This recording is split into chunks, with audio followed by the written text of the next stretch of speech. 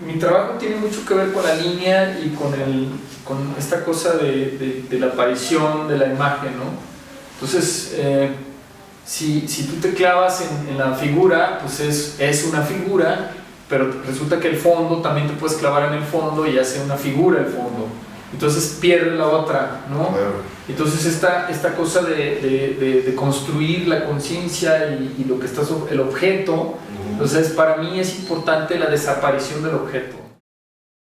Imprimes y te da un rectángulo negro intenso. Y entonces con el bruñidor aplastas las barbas, los puntos, y ahí sale blanco. ¿En qué medida sale blanco? En la medida en que lo rasques. Si le rascas más o menos, te da menos o más blancos. Todo está bajo control. El control de la modernidad, ¿no? Esa es la representación, la metafísica, la tecnología, la época de la imagen del mundo, la muerte de Dios, el nihilismo puro. En eso estamos. Tratando de agotar al ser y de controlarlo y llevar a la máxima cosificación de todo, incluido el ser, la persona. Los sujetos también son cosas. Y la tecnología lo cumple a carta cabal completamente. O sea, eso es lo que está haciendo. Clasificando, controlando, reservando a todo el ser.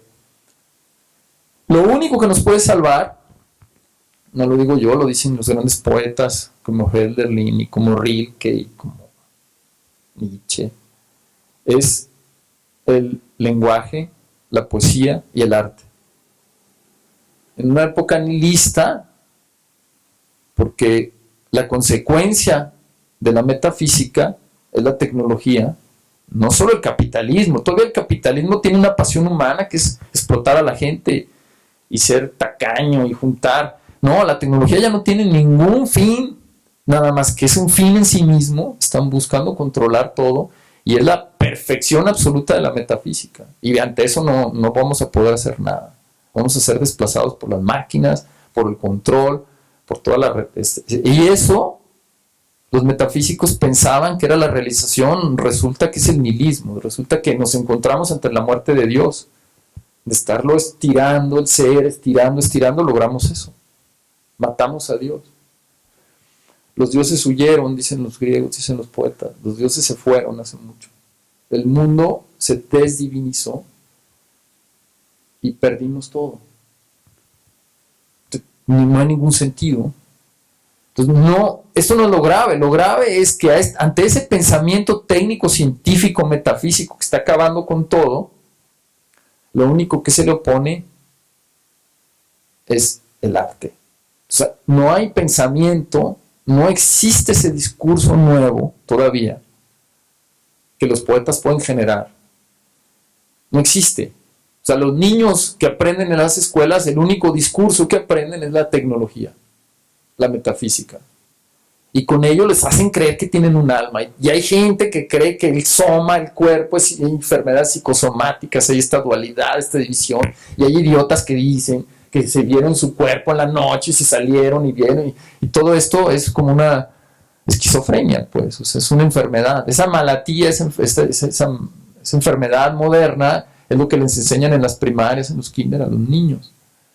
No existe un pensamiento alternativo y cada vez se les enseña la posibilidad de llevar arte a los pueblos, de llevar arte a las escuelas, es la salvación. Porque le das a un niño algo distinto a toda la mierda que le están enseñando. Que es la historia, que es la gramática, sobre todo la gramática moderna, o sea, la manera de hablar, de entender el lenguaje. La tecnología, mecatrónica, la contaduría, ¿no? El capitalismo, esto es, sí, somos marxistas. Hay que ser marxistas.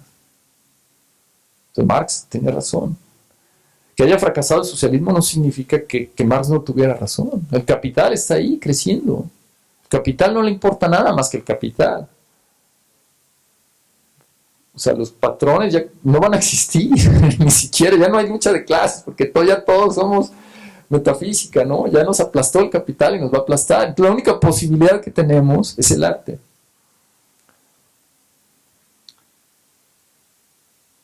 hay que llevar arte a las escuelas, a las kinder, a las primarias. O sea, yo les sugeriría eso, que es muy bonito el proyecto de ir a los pueblos, pero también hay que ir a las primarias de la ciudad, a los kinders de la ciudad, y a los kinder allá, en las primarias de allá, de los pueblos también. Y yo no le veo mucho remedio a la gente ya adulta. Tú lees, o sea, es muy tarde ya, demasiado tarde para que cambien. Alguno, pero ya viene infectado con poesía, ya viene infectado con algo, ¿no? Bueno, hay que infectar a los niños. Hay que darles la posibilidad, la idea, la mínima cosa ahí, algo para que vean algo distinto a todo lo que hay ahora, ¿no?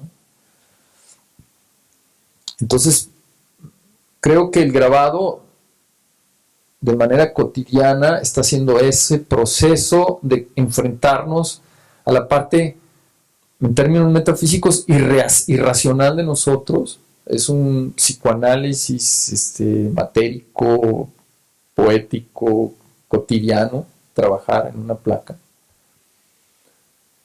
Y existe todas estas paradojas que platicaba yo, ¿no?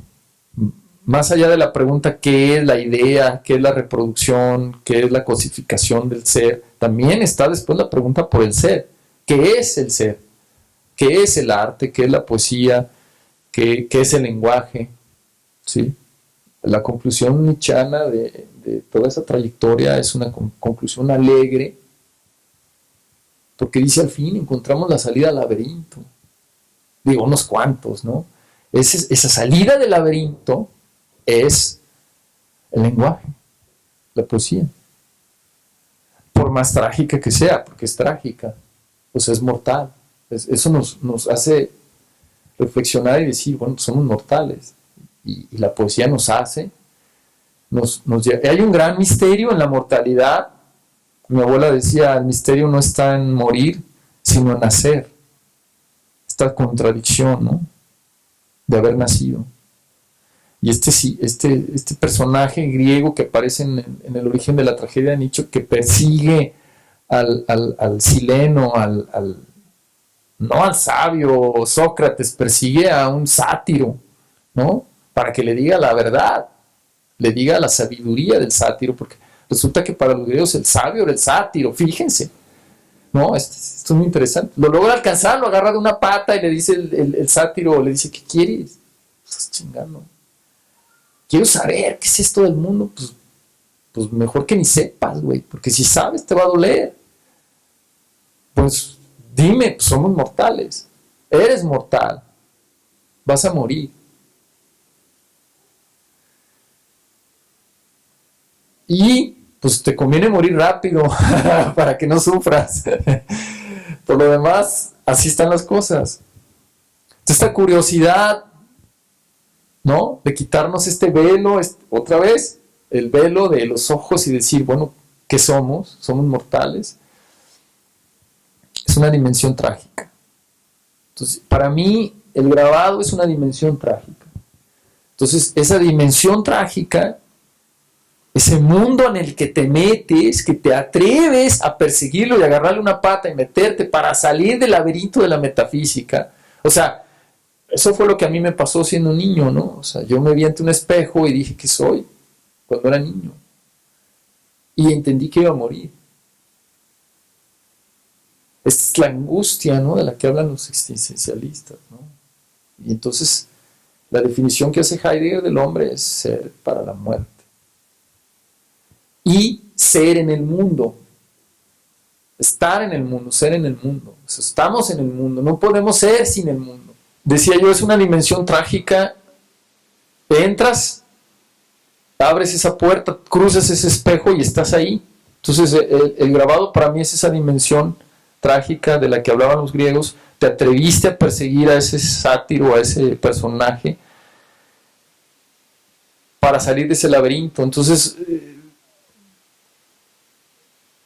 no hay escapatoria, eso es lo más interesante de este tema, ¿no? O sea, uno tratas inventándote una ficción moderna, metafísica, de decirte, tengo un alma y el alma se va a salvar, y cuando los ves contar esa historia, los que la cuentan, es cómica, ¿no? Es una Es una, es una cosa teatral, ¿no? Ese es Occidente, es un teatro. Entonces vas a ver las películas de Hollywood, son verdaderamente ridículas, ¿no? Esta cosa de que el héroe o el personaje brinca en un coche, el coche cae del aire, pues se golpea. Esta aspiración, ¿no? A la cosa trascendental, ¿no? A no morir. Pues es una aspiración occidental, pero cayó en el ridículo, ¿no? En lo absurdo, ¿no? O sea, están estos personajes tocando a las puertas de tu casa los domingos para convencerte. Está la ciencia diciéndote no vas a morir, te vamos a poner un hígado, te vamos a poner parches de no sé qué, pastillas para no morir, todo. O sea, esa es la aspiración, ¿no? Entonces, cuando entras en una dimensión del arte, la dimensión del arte te dice, pues tienes hoy y quién sabe. Tienes, ponte a trabajar. La promesa cristiana era que nos iban a salvar pues de la muerte, pero también del trabajo, ¿no?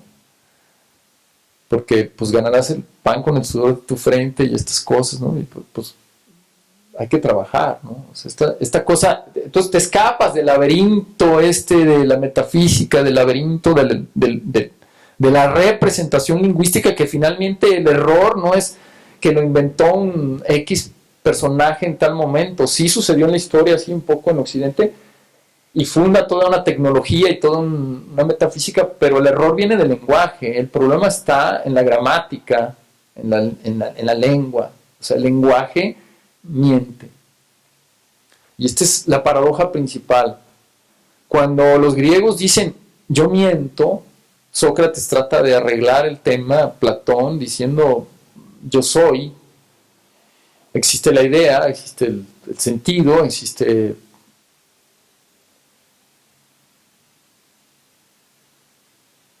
la identidad, ¿no?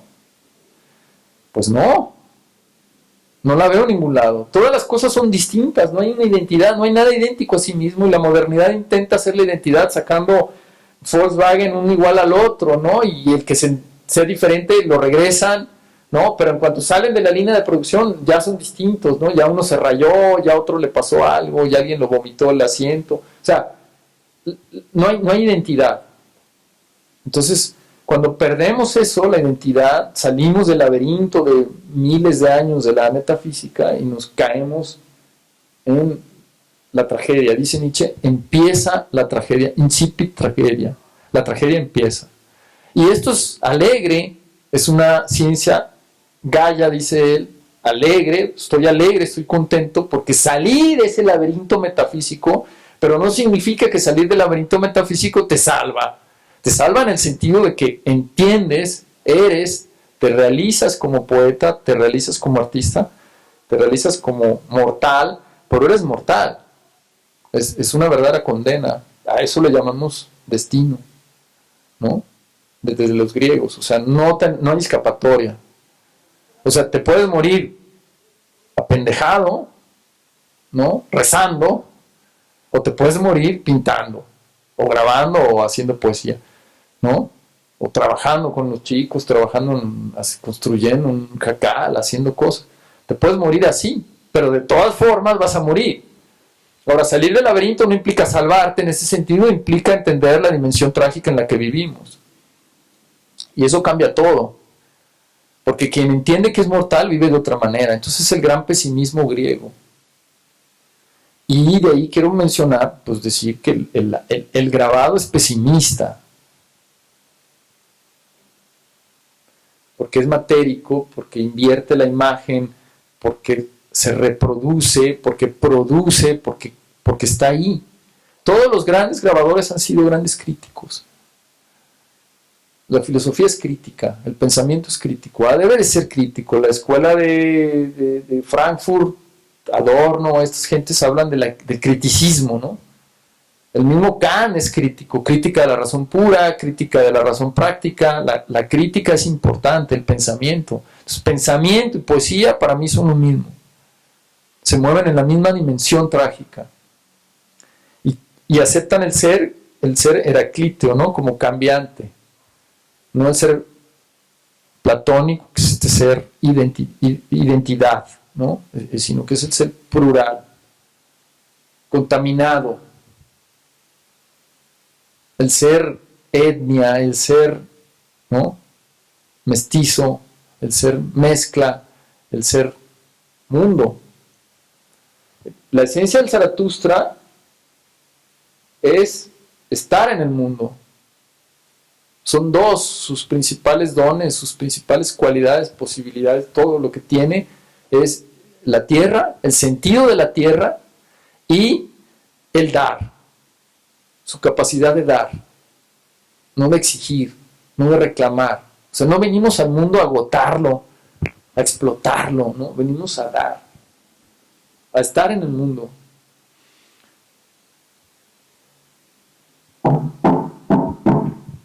Es el de los cocos. A mí me pasó que el único contacto con una respuesta a esas preguntas era mi abuela precisamente, que había sufrido mucho algunas cosas que le sucedieron en su vida y entonces se ponía a recitar, a hablar sola, ¿no? En su delirio de su vida, al final de su vida, la vivió pues con mucho dolor y ese dolor lo expresaba, lo cantaba, lo recitaba, ¿no? Entonces para mí era una experiencia extraña verla, o sea, si tuve una experiencia, digamos, particular, distinta, que es cuando eres niño, fue el contacto con ella, ¿no? O sea, no hubo nadie que por fortuna me llevara a la iglesia o me llevara, no sé, a clases de catecismo o me llevara con un psicólogo que ahora se usa, ¿no? Llevar a los niños con el psicólogo y empastillarlo. Sino que pues lo viví en soledad, ¿no? Yo era el mayor de mis hermanos y entonces mi mamá nos dejaba con mi abuela porque se iba a trabajar. Y entonces, pues todas estas cosas que me surgieron, que me vinieron, pues me venían en soledad, ¿no? Y luego apareció por ahí su hijo de mi abuela, porque yo soy nieto por parte de su hija, ¿no? Entonces apareció el tío, que era un tipo que leía mucho y que cargaba sus libros, ¿no? Libros extraños, que eran de poesía, de literatura, de algunos de filosofía, y los dejaba por ahí cuando se iba, y entonces yo desde muy chico agarré sus libros, y como todo disléxico, porque debo decir que los grabadores pues, son disléxicos, ¿no?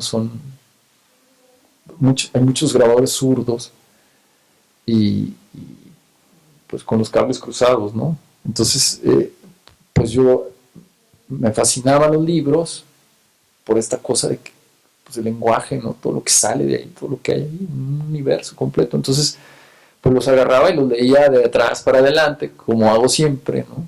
Al revés, con una especie de visión pictórica, plástica, porque yo los veo, no los leo. Entonces es como una visión fotográfica y de alguna manera los que me interesaban los leía muy rápido y de esta manera extraña, ¿no? Por pedazos, o sea, destrozándolos a trozos así, ¿no? Entonces, eso me nutrió, me dio un sentido. Después empecé a dibujar de manera natural, me pedían tareas en la escuela y yo hacía unos dibujos grandes y muy bien hechos, y entonces llegaba con la maestra y me decía, tú no lo hiciste. ¿Cómo no? Yo lo hice. No, alguien te lo hizo, esto no lo puede ser tú, que yo lo hice. Y no me creían que yo hacía los dibujos que hacía. Pero yo nunca conecté que uno podía volverse pintor, ¿no? Para mí era algo natural estar ahí dibujando y haciendo mis cosas, y así fui creciendo. Nervioso, solitario. Como yo sabía leer desde muy chiquito, mi mamá, no sé de dónde se le ocurrió, fue y me puso en segundo de primaria. En vez de primero, o sea, fue y dijo, pues este niño ya sabe leer, escribir y todo, no necesita primero. Me puso en segundo. Entonces eso me condenó, fue mi destino, porque pues yo era el menor, el más pequeño en todos los sentidos, físicamente, intelectualmente, digamos, de edad, todo. Entonces crecí toda la primaria, todo el kinder, la primaria, la secundaria, siempre como en una burbuja solitaria y ahí un poco abandonado y haciendo mis cosas, ¿no? Entonces, pues eso me dio una capacidad de lectura y de estar ahí haciendo las cosas, ¿no? Entonces, cuando estaba en la prepa, mi padre se muere, le da por morirse, y siendo yo el mayor, pues entré en una dimensión tremenda de trabajo y de tragedia y de dolor y de pues de ponerme en duda, ¿no? Todo, de cuestionarme todo, porque pues sufrí eso, ¿no? Entonces mi afición por la lectura se convirtió en como mi tabla de salvación, ¿no? A esa situación que viví, que me tocó además vivirla, o sea, me tocó estar ahí cuando le pasó y, y tomar a partir de ahí la responsabilidad de mis hermanos y de todo, ¿no? Entonces, y de mí mismo, pues, en todos los sentidos, ¿no? Digo, ya no es que mi padre me ayudara mucho con mis dudas, ¿no? Pero ya no existía esta cosa de que, pues, tengo alguien que me mantiene, ¿no? Entonces, ahí afuera del civil, en la banqueta sentado ahí,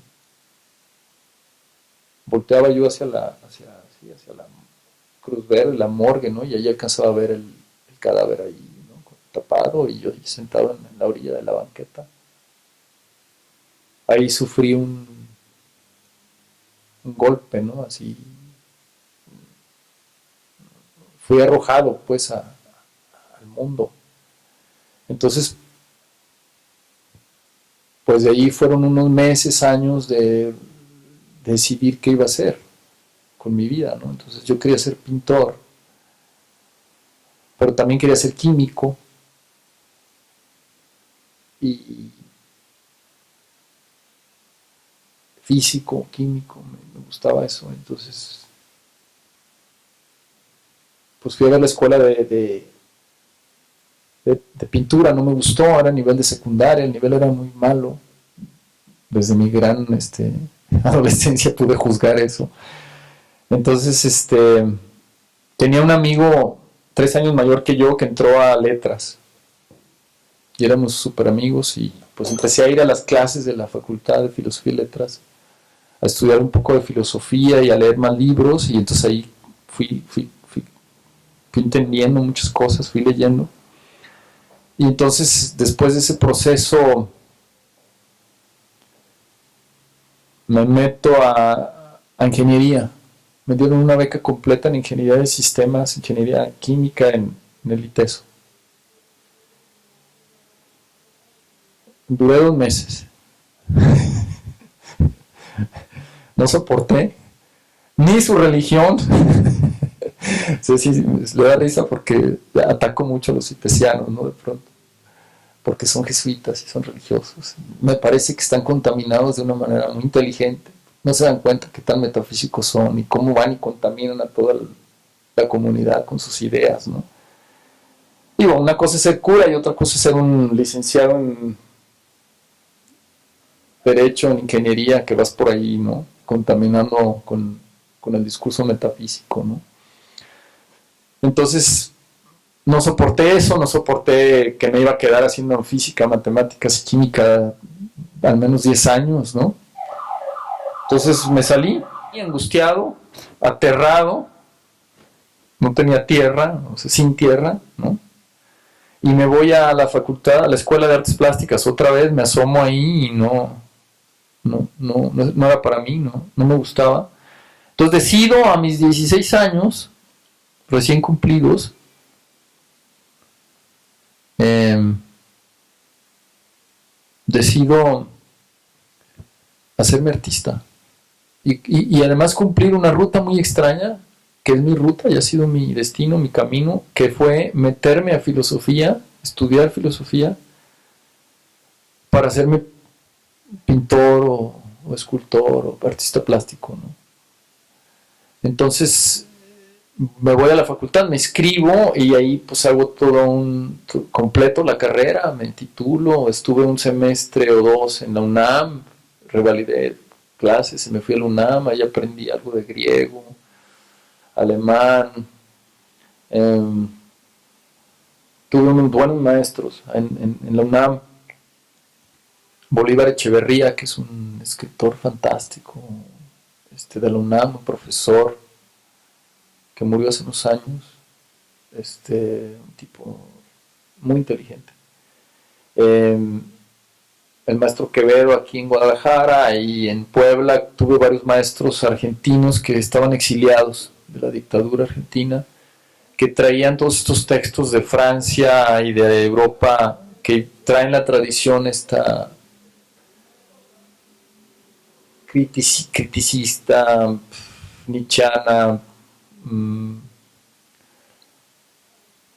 que son pues Gilles Deleuze, Michel Foucault, todos estos pensadores franceses contemporáneos que en aquella época estaban vivos, ¿no?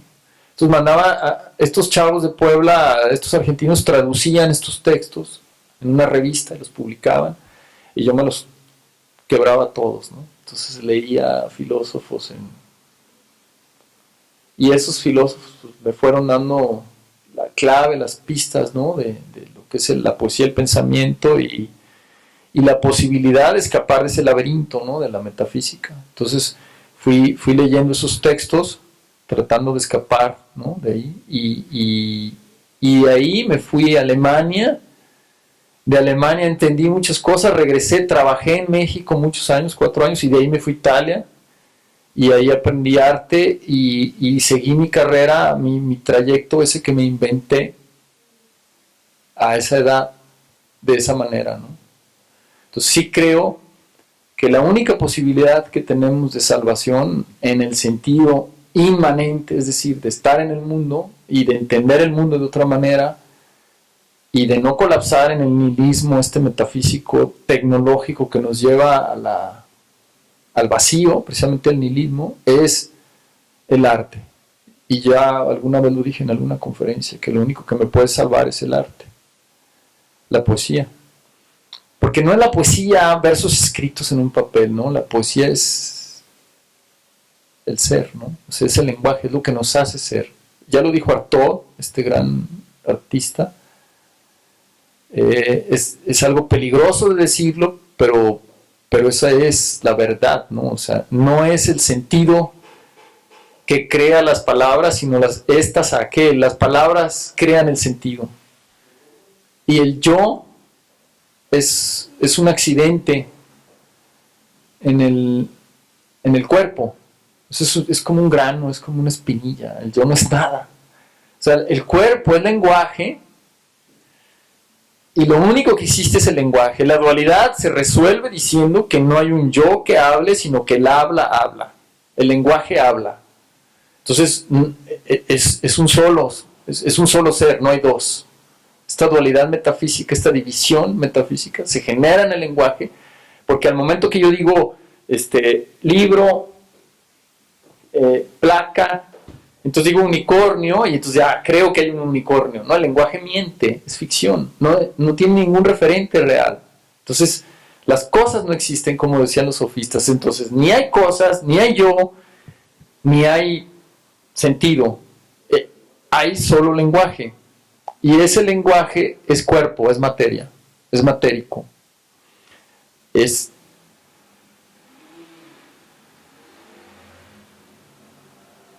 lo que vemos, lo que sentimos, es sensible, pues. Es ese mundo. Y el hombre y lo que es el hombre es una parte de ese mundo. Entonces, somos parte del lenguaje, el lenguaje somos, es lo único que hay. Y al haber esa identidad, esa diversidad, hace que de esa manera escapas del laberinto, ¿no? Diciendo, lo resolvimos. Es lo que dice Nietzsche, resolvimos el tema, el laberinto, la paradoja. No hay dos mundos, hay un solo mundo y es el lenguaje. El gran misterio es que ese lenguaje, ese ser, dura muy poco. Y entonces está la nada, que es en lo que se apoya el lenguaje. El lenguaje se apoya en el vacío, en la nada, porque no hay otra cosa que lo fundamente. Entonces, ese es el gran misterio. El gran tamaño en tiempo, espacio y forma y todo del ser. Nosotros vivimos un espacio muy pequeño y todo lo que hay antes es infinito y todo lo que hay después es infinito. Los griegos no creen ni en un principio ni en un fin del ser, que esto es puramente cristiano. El ser siempre ha estado ahí y seguirá estando ahí. Y nadie lo creó. Esa es la solución a la salida de la temática, ¿no? Entonces, creo, pues, para terminar, que el arte nos da la posibilidad de salvarnos porque nos constituye, nos da un sentido, nos hace entender qué somos y que hay que llevarlo a todas partes y hay que llevarlo a los niños y hay que llevarlo ahora sí que de paseo, ¿no? Que es lo que ustedes hacen, digo, eso está muy padre, muy bonito, el hecho de que se saque de paseo al arte. Entonces, que la gente se contamine con ese lenguaje. Es esa posibilidad de escuchar algo contaminante que te lleve al abismo, que te seduzca y que te enamore y que te engañe y como cuando estás enamorado, ¿no? O sea, caíste, vas allá, ¿no? Es ese eros, esa pasión, ese amor fati, esa pasión que te atrapa, que a mí me atrapó desde siempre, ¿no? Y que a pesar de todo, porque debo decir eso, no hubo nadie que me ayudara, y creo que hasta la fecha, lo logré por esa pasión. O sea, y creo que esa pasión hay que mostrarla para que esos libros, esos cuadros, ese trabajo, un niño lo vea ahí en un lugar perdido y se enamore y se apasione, ¿no? Y entonces, pues creo que es la posibilidad de un cambio, ¿no? La posibilidad de la revolución. Y ya, me callo.